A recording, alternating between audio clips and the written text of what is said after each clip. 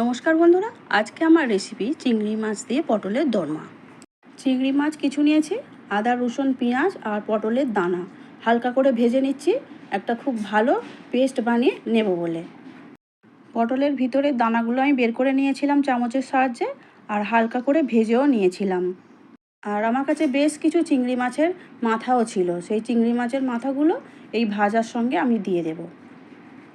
চিংড়ি মাছের মাথাগুলো দিয়ে দিচ্ছি। এবার সব কিছু একসঙ্গে আমি খুব ভালো করে ভেজে নিচ্ছি।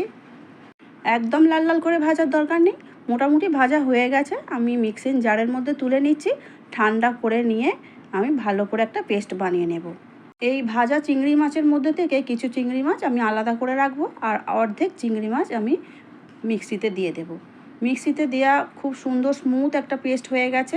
এবারে পটলের মধ্যে এই পেস্টগুলো আমি ভরে নিচ্ছি। প্রত্যেকটা পটলের ভিতরে একটা করে চিংড়ি মাছ দিয়ে দেব, তাতে করে যখন খাওয়া হবে খাওয়ার সময় খুবই মজা লাগবে খেতে। একইভাবেই 4টে পটলকে আমি সুন্দরভাবে পুর ভরে নিয়েছি, আর চিংড়ি মাছগুলো এবারে পটলের মধ্যে দিয়ে দিচ্ছি। এইভাবে পটলের দোরমা রান্না করলে খেতে যেমন সুস্বাদু হয় আর খাইয়েও তেমন মজা। পটলগুলো সব রেডি করা হয়ে গেছে। এবারে কড়াই খানিকটা তেল দিয়ে দিলাম, আর কেটে রাখা পেঁয়াজ কুচি তুলে দিচ্ছি। পেঁয়াজগুলো একটু ভেজে নিয়েই এর মধ্যে দিয়ে দেব হলুদ গুঁড়ো, লঙ্কা গুঁড়ো, জিরে আর ধনে গুঁড়ো, সবই হাফ চামচ করে দিয়েছি আমি।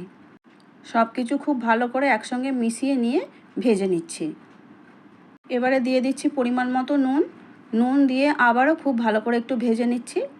আদা রসুন পেঁয়াজ আর চিংড়ি মাছের যে পেস্টটা বানিয়েছিলাম সেই অর্ধেকটা পটলের মধ্যে দিয়েছি পুর হিসাবে, আর অর্ধেকটা রেখে দিয়েছি গ্রেভি হিসাবে করব বলে, সেই জন্য এখন পেঁয়াজের মধ্যে দিয়ে দিলাম। যেহেতু আগে একটু ভাজা ছিল সেই জন্য খুব বেশি কষার দরকার নেই। এবারে দিয়ে দেবো মিক্সির বাটি ধোয়া জল।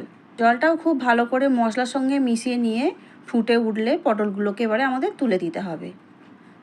ঝোল ফুটে উঠেছে, পটলগুলোকে আস্তে আস্তে দিয়ে দিলাম, আর যেটুকু চিংড়ি মাছ বেঁচে ছিল সেই চিংড়ি মাছগুলোকেও এই ঝোলের মধ্যে দিয়ে দিলাম।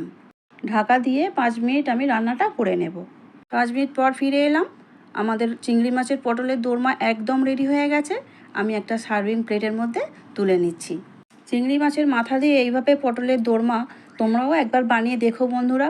আমি কথা দিচ্ছি সত্যিই খেতে খুবই সুন্দর হয়েছিল, আর সেই জন্যই আমি তোমাদের সঙ্গে শেয়ার করলাম। কাছের দূরে সব বন্ধুদের কাছে আমার একান্ত অনুরোধ, আমার রান্না ভালো লাগলে লাইক শেয়ার সাবস্ক্রাইব করো প্লিজ। দেখা হবে আগামী রান্না নিয়ে। আমার ভিডিওটা পুরো দেখার জন্য অসংখ্য ধন্যবাদ।